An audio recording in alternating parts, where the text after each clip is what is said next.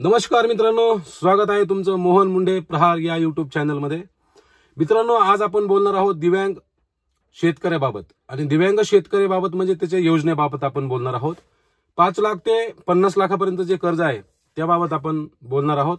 आपण जर माझ्या चॅनलला नवीन असाल तर एक सबस्क्राइब नक्की करा आणि व्हिडिओ आवडल्यास एक लाईक आणि एक शेअर मात्र नक्की ठोका मित्रांनो। तर चला आपण व्हिडिओ सुरू करूया। मित्रांनो, एक योजना आहे ज्याच्यामध्ये दिव्यांग शेतकऱ्यासाठी स्पेशली एक प्रोटोकॉल बनवलेला आहे।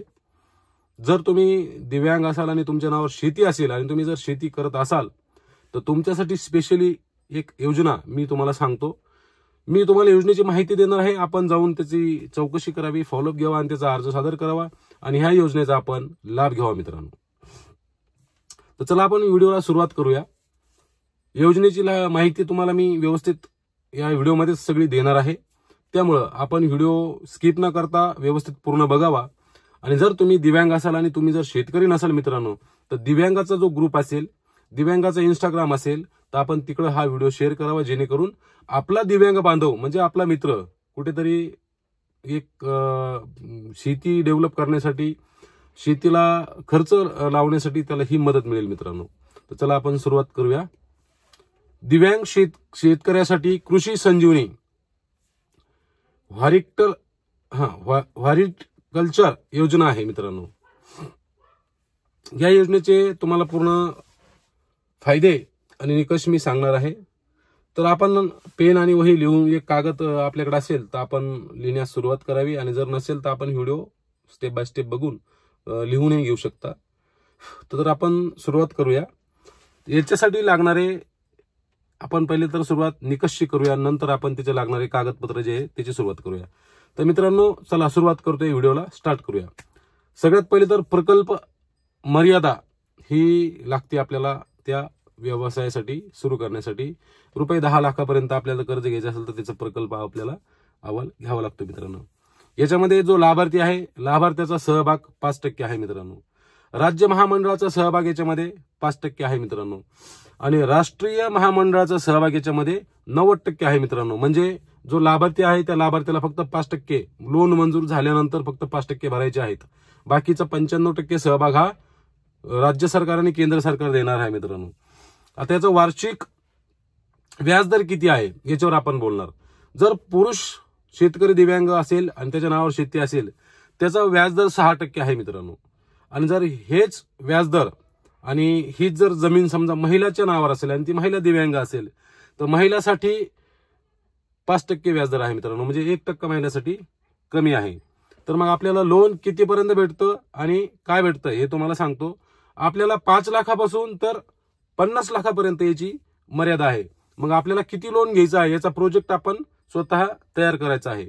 जर आपण याचं लोन 10 लाखापर्यंत घेतलं तर आपल्याला दिव्यांग पुरुष शेतकरी असेल तर 6% व्याजदर आहे।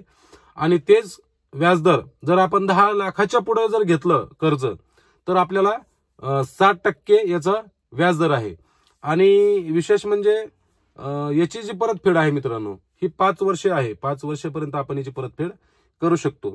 मग आता याची मंजुरी, याचं काय, याचं कर्ज मागणी अर्जासोबत जोडायचे जे कागदपत्र आहेत ते कोणते आहेत, ते काय आहेत ते पण तुम्हाला मी लगेच सांगायला सुरुवात करणार आहे। आणि याची साईट सुद्धा एक आहे मित्रांनो। याची साईट मी इंग्लिश मधून एक वर्ड सांगतो, तुम्ही जर पेन वगैरे असेल तर तुम्ही लिहूनही घेऊ शकता। याच्या NSHFDC ही त्याची साईट आणि मंजुरीनंतर लागणारे तुम्हाला बँकेचे डॉक्युमेंट सगळे याच्यात माहित होऊन जाईल मित्रांनो। तर चला आपण सुरुवात करूया की लागणारे जे डॉक्युमेंट्स आहेत ते काय काय आहेत। तर मित्रांनो, सर्वप्रथम मी एक व्यक्तीला पहिले प्राधान्य देणार आहे बोलण्यामध्ये। मतिमंद अर्जदार जर असेल मित्रांनो तर त्याबाबत आपल्याला बोलायचं आहे। मतिमंद अर्जदार असेल तर त्याच्या वडिलांनी त्याचं पालकत्व हे घेणं आवश्यक आहे। आणि पालकत्व घेतलं असेल तर पूर्ण अर्जाचे डॉक्युमेंट्स वगैरे त्याच्या वडिलांच्या नावाने देता येईल मित्रांनो। आता दुसरा प्रश्न असा आहे माझा, हे मी कागद सांगतोय, मतिमंद असेल तर त्याला पालकत्व घेणं गरजेचं आहे। प्रश्न 2 नंबरचा सांगतो, अर्ज आपल्याला 3 प्रतीत द्यायचे आहेत, ते बी सत्यप्रत करून म्हणजे आपले स्वतःचे सिग्नेचर व्हेरीफाय करून। अर्जदार हा 15 वर्ष महाराष्ट्राचा वास्तविक केल्याबाबतचा दाखला, डोमासाईल प्रमाणपत्र तहसीलदार यांचे असले पाहिजे मित्रांनो. त्यानंतर वयाचा दाखला किंवा शाळा सोडल्याचा दाखला पुरावा म्हणून एक दिला तरी चालतोय. दिव्यांगाचं प्रमाणपत्र सिव्हिल सर्जन यांचं आणि UDID कार्ड हे त्याला लागणार आहे. अनुभव प्रमाणपत्र, जो व्यवसाय आपल्याला करायचा त्याचं अनुभव प्रमाणपत्र यासाठी जोडावे लागणार आहे मित्रांनो. दुसरं आहे निवडणूक आयोग व आधार कार्ड. हे आपल्याला तिथं निवडणूक आयोगांचं व आधार कार्ड, म्हणजे निवडणूक आयोगाचं काय म्हणजे मतदान कार्ड आणि आधार कार्ड हे आपल्याला त्याला जोडायचं आहे. तिसरी गोष्ट म्हणजे पासपोर्ट साईज फोटो आपण त्याला लावून द्यायचे आहेत आणि तीन फोटो आपण स्टॅपलर मारून त्या फाईलला द्यायचे आहेत. अर्जदाराचे नावे जमीन शेती असल्याबाबतचा पुरावा, म्हणजेच उदाहरणार्थ 7/12 किंवा 7/12/8 हे आपल्याला त्या फाईलला जोडायचं आहे, कारण की ही योजना स्पेशली शेतकऱ्यासाठी आहे मित्रांनो. व्यवसाय करण्याबाबत स्थानिक स्वराज्य संस्थेचा न हरकत प्रमाणपत्र लागेल, म्हणजेच उदाहरणार्थ ग्रामपंचायतचं आपल्याला न हरकत प्रमाणपत्र लागेल. जर तुम्ही शहरात राहत असेल, तुमची जमीन शहरामध्ये असेल, तर तुम्हाला महानगरपालिका नगर परिषद जे असेल त्याचं आपल्याला सचिव किंवा मुख्य अधिकारी यांचं आपल्याला एक न हरकत प्रमाणपत्र लागेल मित्रांनो. व्यवसाय चालू करण्यासाठी आपल्याला प्रोजेक्ट रिपोर्ट हा देणं आवश्यक आहे. आणि दुसरी गोष्ट म्हणजे कर्जबाजारी आपण जर असाल तर वित्त संस्थेचं थकबाकी नसल्याबाबतचं एक प्रमाणपत्र द्यावं लागेल. म्हणजे उदाहरणार्थ तुमच्याकडे एखाद्या बँकेचं कर्ज असेल तर तुम्ही त्याच्यात शपथपत्र करून द्या, किंवा तुमच्याकडे नसेल तरी शपथपत्र करून द्या. हे देणं आपल्याला गरजेचं आहे मित्रांनो. आणि त्यानंतर आता आपण पुढचं बोलतोय, पाण्याची पातळी उपलब्धतेबाबत भूजल सर्वेक्षण अहवाल. म्हणजे तुमच्याकडे जर उदाहरणार्थ एखादं विहीर, बोरवेल, मोटर पाईप काही असेल तर याचा सुद्धा तुम्हाला पुरावा द्यावा लागेल तलाठ्याकडनं. तर मित्रांनो, ही झाली आपली दिव्यांगाच्या 5 लाखापासून तर 50 लाखापर्यंतच्या कर्जाबाबतची माहिती.